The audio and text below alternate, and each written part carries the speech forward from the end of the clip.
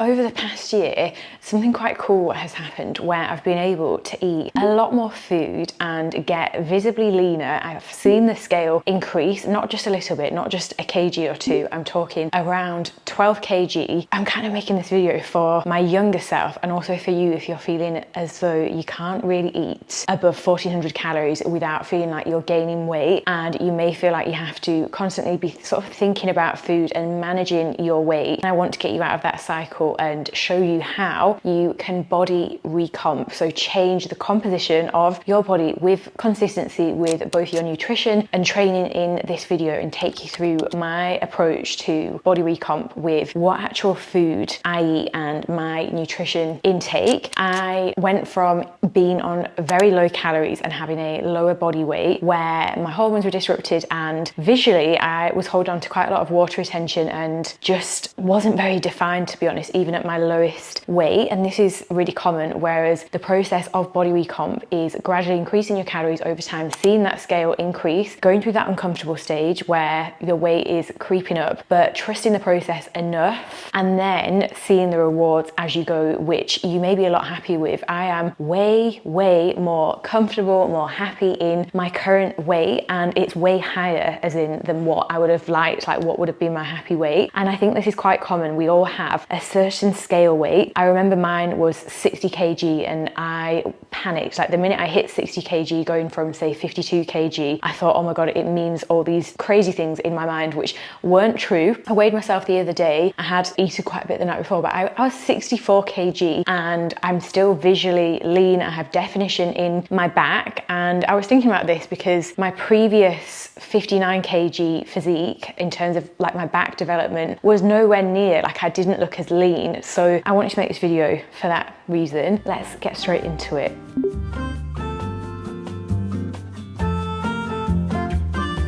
Just gonna make a quick ginger shot. Probably have these ingredients already in your fridge, but if I don't have glutamine, I'll have a ginger shot in the morning. I just kind of switch between the two, but I always start my day with something fasted to help just with bloating, digestion in general. And I feel like this is just one of those habits that I started about a year and a half ago, and I've managed to keep quite consistent. So literally just throw in about a centimetre of ginger. I quite like mine with a bit of a kick, but if you prefer without, then just add a little bit less. And then about half a handful of cucumber and a juice of half a lemon. You don't want to add too much lemon as it is acidic, so I just do half. I honestly noticed such a difference having ginger like in any way or any form. I will have it in like make ginger tea. I was actually thinking about the first time I ever had a ginger tea was on my YouTube channel like 5 years ago in, I think it was a Victoria's Secret challenge video that I did, and how I'd never had a ginger tea before that, which is wild because I have it every single day now and it really helps with puffiness. I notice it especially in my face, and if you are a PCOS girly or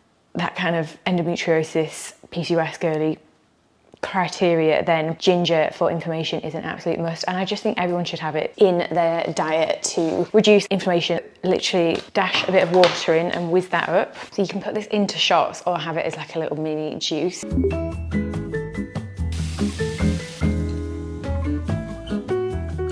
Okay, breakfast. I'm really fancying this. You know when you actually wake up thinking about bagels? Is that just me? Not just any bagel. I fancy dessert for breakfast kind of bagel. I'm a sweet girly for breakfast. Always have been, always will be. We'll always get someone that will comment saying, sweet things for breakfast.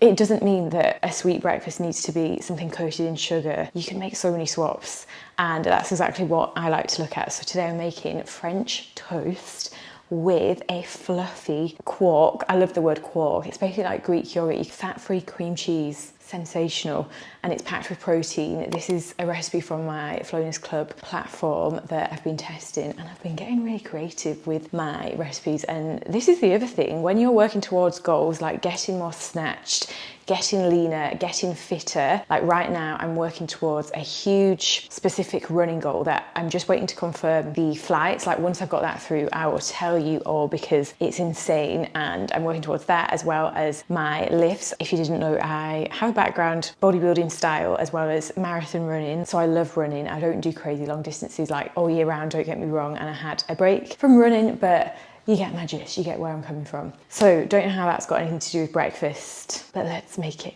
These are the protein bagels that I'm using. You can also get gluten-free versions of these. I generally have not much gluten in my nutrition, in my diet in general. I don't have bread every single day personally, but I have it a few times a week. And if I go out for brunch, I'll always have sourdough. Sourdough's fermented, so it just sits a little bit better. And I try and avoid white bread as it just doesn't agree with me as much, and I can genuinely see a difference. That's one thing. So when I did a bodybuilding prep, I'm so in tune with my body, as in like I literally know whatever goes into my body, I'm really in tune with, which is one benefit of a lot of negatives that came from my prep experience. But overall it was amazing. I'm so grateful. Like I've learned so much about the human body and about the female hormones and whatnot.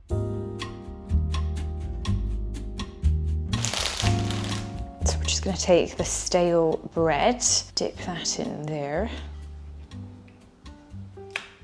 By the way, nothing makes me laugh more than how, was it 2 years ago that the supermarkets just decided to whack protein on everything? So this is a perfect example. This protein bread, it's got a little bit more protein, but it's just from the seeds. You pick something up thinking like, oh my God, this has definitely got way more in, but don't be fooled by the supermarkets. I mean, every little counts. I just picked these because I like that they're wholemeal bread and that they've got seeds in, not necessarily, I don't go and pick, say, a yogurt because it's got protein plastered all over it. Usually in a lot of those products as well, they're just shoving loads of artificial flavouring, especially things like yogurts. I mean, they do taste really, really good, but if you are going down the whole foods approach, which is what I swear by, and just keeping to as much as possible kind of single ingredient, I follow the 80-20 rule. So that's my approach with all my nutrition. Who doesn't? Like, I'll have bread if I want to have bread one day. If I wake up thinking about a bagel, have the goddamn bagel. That's more sustainable rather than saying, right, I'm only ever going to have a sweet potato for my breakfast rather than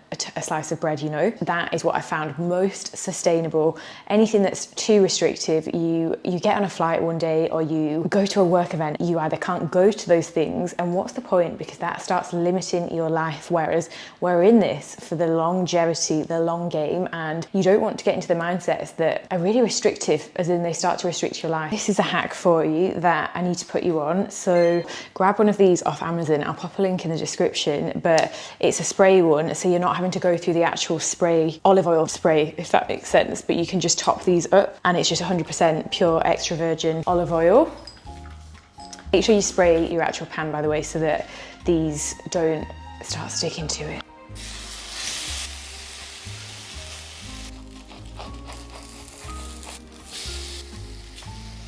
And then I've got 10 grams of nuts, just some mixed nuts there. And then that is them finished, perfectly crispy. Oh, my kitchen, it smells like a bakery right now. I'm currently tracking my nutrition and I'm just weighing out my quark. I don't know why I'm so weird with I can't say that word quark without going quark. So that is about 70 grams. And then I'm just taking a little bit vanilla protein, so 7 grams there. And then this is how we make like a protein cream. Oh, it's just, the consistency is so good. Like, do you see how it's thicker than Greek yogurt? It reminds me of icing, basically. And then peanut butter. You don't have to if you're not a peanut butter person. But we've got it all going on here. Healthy fats, the whole shebang. So 10 grams of peanut butter, and then we'll just spread. Oh, it sounds seductive, actually. Oh, this consistency is unreal.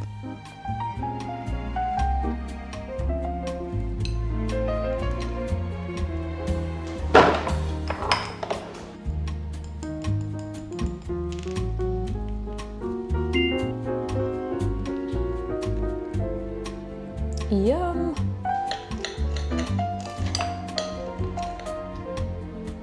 Okay, I need to taste test this.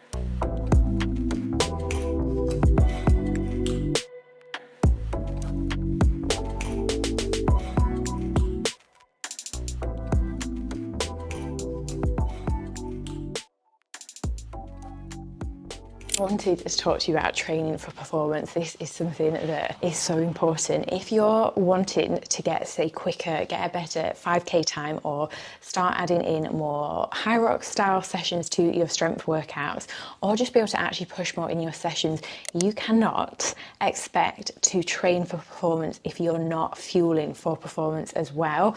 We need the carbs, and I know how much I see with clients that I've worked with in the past trying to eat too low carb and then just sort of hitting the same wall and the same frustrations of not really being able to create any shape within their physique because they're not really managing to push or recover and they're feeling really flat. And I kind of wanted to use myself as an example. So when I was competing for a bodybuilding show, my carbs were reduced, but I always had some form of carbs. I did not go zero carbs.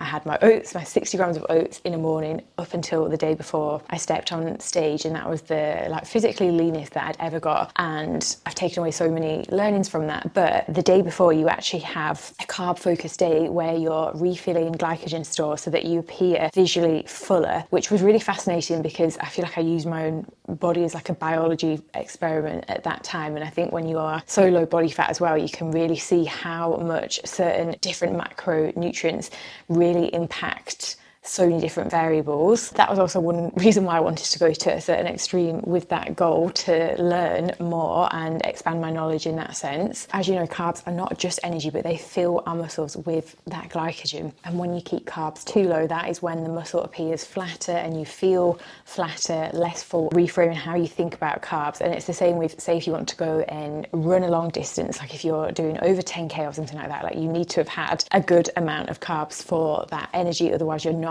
going to feel as great. And also why it's important to time your carbs pre your training and around your training window to get the most out of it. It's the same with prepping for, say, a marathon or anything like that. Like you do a carb loading day beforehand so that you've got all that energy. Now, I use macros as a really useful tool. It's not the end goal. Like I don't track macros day in, a day out for absolutely years on end, and it's not about hitting every gram to the absolute T day in, day out, because what are we training for? Do you know what I mean? It's more like a lifestyle that we're building here. But there is so much importance in tracking things like protein and being able to increase that, because that's one thing I feel like we can all let slip quite easily and quite quickly, and is so important for being able to build lean muscle tissue and also to help with your fullness. And then I have a system which is all around working towards your goals, which is what we go through inside the Flowness Club. It's not just a fitness app where you get a workout program or a basic generic guide that isn't actually tailored to you, but I take you through exactly setting up your macros. So say if you want to body recomp and you want to work through different phases, this is my pathway. So generally inside the Flowness Club, we work in stages depending on where you're currently at. So maybe fat loss is where you want to begin, and then we move to either a body recomp where we sit around maintenance or just below. That's currently the phase I'm in. I'm just below maintenance at the moment, which is where I'm sitting after a year basically gaining. Not everyone has to do that, by the way. And then we have another pathway which is a gradual lean muscle building phase, and that is what works best for me. I like to work in different stages depending on my goals and where I'm at with my training, and that's the other thing. So your macros will differ from person to person depending on your training demands. Like if you've got a super active job, then you're most likely a lot more active. Like you could be doing 20k steps, for example, if you're on your feet all day, whereas someone with an office job could be doing about 2,000 steps, and there's such a big different calorie burn like within those different ranges. And then another macro that has been really important that I've played with throughout my body recomp journey and also healing my hormones over this past year has been my fats. This has had the biggest difference in my skin health. Like my skin is so much more glowy since having in regular fatty fish each week, that and increasing my actual fats. Like at one point I think I was having around 40 grams, and now I'm at about 50 grams of fat per day, which works really, really well. I have enough carbs day to day, but I'm more on the lower end. I find that my symptoms are easier to manage with my PCOS. My skin's a lot better, and it's just about tweaking as well. Like as my training changes, for example, I've added running back in and more high rocks intense styles on those days. If I really feel like I need it, I will increase my carbs and whatnot. It's always like give and take with your macros, tweaking things. And then there's different ways. Like this is my one approach, but I have some women that I work with inside the Flowness Club who take the intuitive intuitive eating approach. They don't weigh themselves on the scale, they go off visuals. And this is the most important thing. Like, it's always about what serves you best with your fitness goals. Like, aesthetic goals, performance goals are amazing things to have and perfectly fine, but it's just how you look at those and how you work through them and tweak them to work for you. Like, I want you to always find a way that works best for you. If you would like my support as well throughout your journey, you can join the Flowness Club, which is where we take you through everything step by step, from setting up your unique macros, having your workout program, which you can pick from a variety of programs that I have done myself.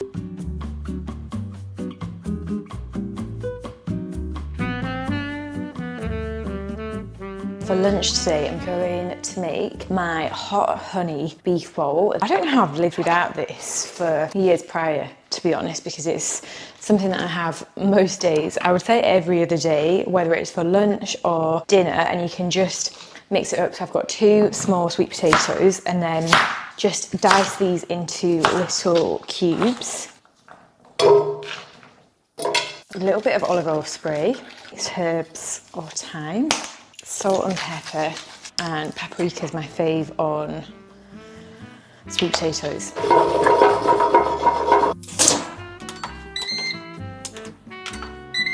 And then they take about 15-20 minutes on 200 degrees. Beef mince, a little bit of taco seasoning, some garlic and herb, tomato puree, and a little bit of water as well, just so it goes like a little bit, gotta keep saying how many times I'm gonna say a little bit, a bit of a runny consistency is what we're going for. Come pick up yours, I'll let your body decide.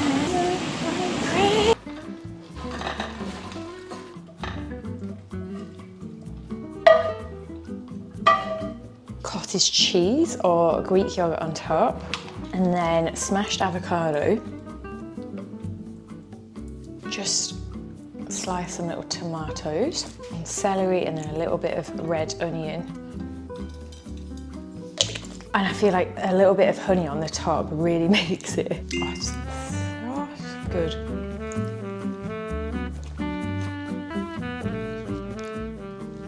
For dinner, I was desperate to make this viral roast chicken recipe that I've seen all over my TikTok, and I was more intrigued than anything because, you know, them days where you're on the go, say if you've been traveling or you've had a hectic week with work, this is something that you could make literally anywhere. So you take a cooked roast chicken, or you could just get chicken breast or cook it at home and then slice it.